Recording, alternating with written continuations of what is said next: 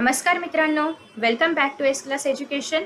So आजच्या व्हिडिओमध्ये आपण पाहणार आहोत 10th स्टँडर्ड इतिहास आणि राज्यशास्त्र प्रिव्हियस इयर क्वेश्चन पेपर आहे हा. याच्यामध्ये तुम्हाला काही रिड्यू सिलेबस मधले पण क्वेश्चन्स पाहायला मिळतील, त्यांना प्लीज इग्नोर करा.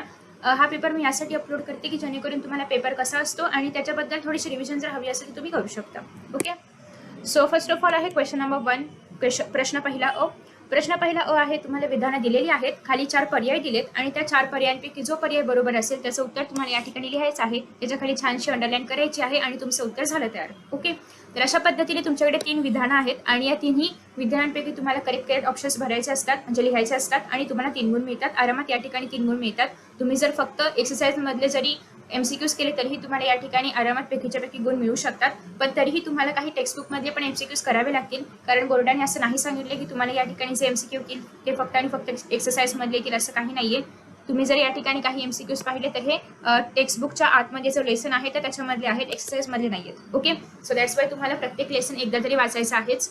हे मी आधी पण सांगितलं होतं, पुन्हा एकदा रिपीट केलं.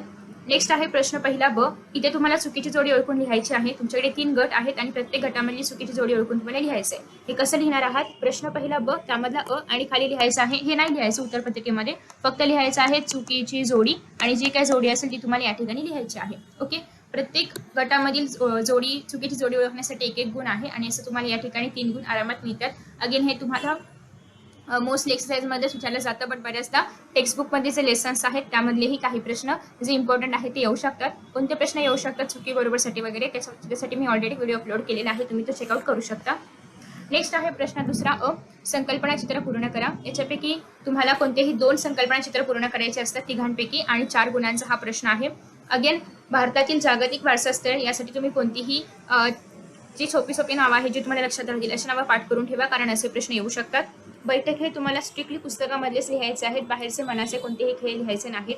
पर्यटनाचे प्रकारही तुम्हाला पुस्तकामधलेच लिहायचे आहेत. ओके, सो याच्यामध्ये जे काही प्रश्न येतील सगळ्याची उत्तरं तुम्हाला पुस्तकामधलीच लिहायची आहेत, मनाने कोणतीही उत्तरे लिहायची नाहीत, कारण वेब डायग्राम्स मध्ये पुस्तकामध्ये लिहिण्यास अपेक्षित असतं. नेक्स्ट आहे प्रश्न दुसरा ब. टिपा लिहा. अगेन याच्यामध्ये हा चॅप्टर वगळण्यात आलेला होता, दॅट्स वाय हे प्रकरण आता तुम्हाला नाहीये, त्याच्यामुळे हा प्रश्नही तुम्ही नाही सोडवायचा आहे. हे रेडिओ सिलेबस मधला आहे. सो पहिला आहे भारतीय स्त्रीवादी इतिहास लेखन आणि तिसरं आहे ते म्हणजे खेळांचे महत्व. सो भारतीय लिहायचं आहे, त्याच्यामुळे दुसऱ्या धड्यामधलं आलं पाहिजे, पहिल्या धड्यामधलं नाही. ओके, आणि खेळांचे महत्व पण तुम्ही इझिली लिहू शकता.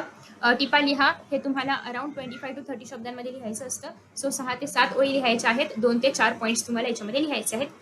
4 गुणांसाठी 2 प्रश्न आहेत, म्हणजे 2 गुणांना 1 प्रश्न आहे. नेक्स्ट आहे पुढील विधाने स्पष्ट करा. प्रश्न तिसरा, कोणतीही 2 विधाने तुम्हाला स्पष्ट करायची आहेत 4 पैकी. अगेन जे रेडिओ सिलेबस मधलं आहे ते स्किप करा आणि बाकी तिघांचा तुम्ही अभ्यास करू शकता. सो याच्यामध्ये पण 2 गुणांसाठी 1 प्रश्न आहे. सो तुम्हाला 2 ते 4 पॉईंट्स लिहावे लागतील. डिपेंड्स की तुमचा पॉईंट किती मोठा आहे. जर मोठे 2 पॉईंट्स असतील तरी पण चालेल, किंवा लहान पॉईंट्स असतील तर तुम्हाला 4 पॉईंट्स लिहावे लागतील. ओके, नेक्स्ट आहे प्रश्न चौथा. प्रश्न चौथ्यामध्ये तुम्हाला उतारा दिला असेल, कोणताही तुमच्याच टेक्स्टबुक मधला उतारा येतो. आता या ठिकाणी चॅप्टर नंबर 6 मधला आहे, जो की रिड्यूस चॅप्टर आहे. सो तुम्हाला जे चॅप्टर्स आहेत 7 चॅप्टर्स, त्यापैकी कोणताही उतारा दिला जाऊ शकतो आणि या उतार्यावरती तुम्हाला 3 प्रश्न विचारले जातात. पहिले 2 प्रश्न आहेत 1-1 गुणांचे आणि तिसरा प्रश्न असतो 2 गुणांचा. ओके, हा प्रश्न जरासा मोठा असतो, तुम्हाला इथे पण 4 पॉईंट्स किंवा 6 ते 7 ओळी असं लिहावं लागतं. सो दॅट्स वाय हा प्रश्न 2 गुणांसाठी असतो आणि असं एकूण मिळून प्रश्न चौथा हा 4 गुणांसाठी असतो.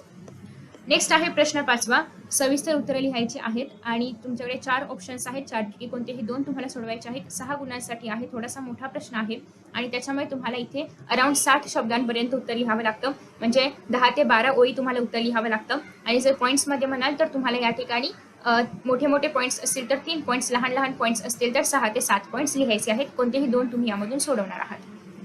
नेक्स्ट आहे प्रश्न 6वा. इथून राज्यशास्त्र सुरू होते. इतिहास 28 मार्क्सचा असतो आणि राज्यशास्त्र असणार आहे उरलेल्या मार्कांचं, म्हणजे 12 गुणांचं. ओके, सो 28 आणि 12 किती होतात? 40. अशा पद्धतीने पूर्ण पेपर हा 40 गुणांचा असतो. सो प्रश्न 6वा इतिहासामधला पहिला प्रश्न. लिहिताना मात्र प्रश्न 6वा असंच लिहायचं.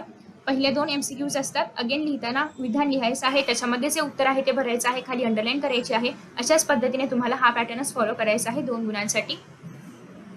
नेक्स्ट आहे ते म्हणजे प्रश्न 7वा. चुकी बरोबर ते सकारण स्पष्ट करा. तुम्हाला आधी लिहायचंय हे विधान आहे असं तुमच्या उत्तरपत्रिकेमध्ये, मग खाली लिहायचंय हे विधान बरोबर आहे, त्याच्या खाली मग ते का बरोबर आहे तेही लिहायचंय. ओके, सपोज की चुकीचं कोणतं आहे याच्यामधलं. ओके, सो एखादं विधान सपोज की चुकीचं असेल तर तुम्हाला ते विधान लिहायचंय, हे विधान चुकीचं आहे आणि का चुकीचं आहे ते तुम्हाला खाली स्पष्ट करायचंय. ओके, सो हे 4 गुणांसाठी आहे एक विधान, त्याच्यामुळे तुम्हाला विधान बरोबर चूक लिहून मग कारण लिहायचंय. असं लिहिलं तरच तुम्हाला पैकीच्या पैकी 2 गुण मिळू शकतात. अगेन इतिहासामध्ये किंवा राज्यशास्त्रामध्ये पैकीच्या पैकी गुण स्कोअर करणं खूप इझी असतं, कारण याच्यामध्ये तुम्हाला एक्स्ट्रा काही लिहायचं नाहीये. जे तुम्ही वाचलेलं आहे पुस्तकामधून तेच लिहायचे. फक्त पॉईंट वाईज आन्सर लिहिले की तुम्हाला आरामात या ठिकाणी पैकीच्या पैकी गुण मिळतात. इथे याच्यामध्ये तुम्हाला वेलांटी उकार काना मात्रा चुकला तरी काही फरक पडत नाही, फक्त एवढंच की त्या अर्थाचा अनर्थ होता कामा नये. ओके, नेक्स्ट आहे प्रश्न 8वा अ, संकल्पना स्पष्ट करा. कोणतंही एक तुम्हाला सॉल्व्ह करायचं आहे, लिहायचं आहे. 2 गुणांसाठी आहे, त्याच्यामुळे कमीत कमी 2 ते 4 पॉईंट्स तरी आलेच पाहिजेत आणि ओळींमध्ये म्हणाल तर 6 ते 7 ओळी लिहिल्या गेल्या पाहिजेत. माहितीचा अधिकार किंवा प्रादेशिकता.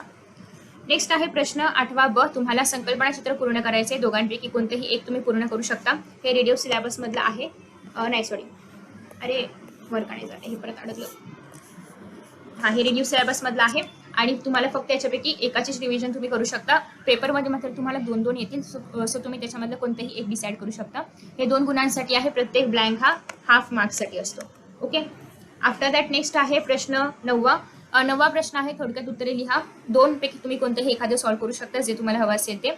अगेन हे 2 गुणांसाठी आहे, सो 6 ते 7 ओळी किंवा 2 ते 4 पॉईंट्स तुम्हाला लिहावे लागतील. तर अशा पद्धतीने आपण फास्टमध्ये पेपर पॅटर्न पाहिलेला आहे किंवा पेपर पाहिलेला आहे. हा पेपर तुम्हाला टेलिग्रामवरती पाहायला मिळेल. अराउंड 10 ते 15 मिनिटांनी मी अपलोड करेन आणि तुम्हाला ते पाहायला मिळेल. Okay, so thank you so much for watching this video. Best of luck for exams. Paper खूप सोपा येईल आणि तुम्ही खूप छान पद्धतीने लिहिणार आहात. फक्त डोकं शांत ठेवा, कारण आपण इतिहासामध्ये उत्तर पाठ करतो, सो त्याच्यामुळे ती आठवायला वेळ लागतात. बरेच जण लक्षात ठेवून लिहितात, काही जण मनाने लिहितात, जे काही असेल ते. पण ब्रेनला तर तुम्हाला शांत ठेवावंच लागेल ना.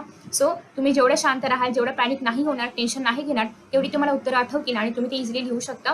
पॅनिक व्हायची काहीच गरज नाहीये. खाडाखोड होऊ देऊ नका मेन म्हणजे, आणि तुम्ही इझिली छानपैकी पेपर लिहा. Best of luck for exams and see you in the next video. Ta ta, bye bye.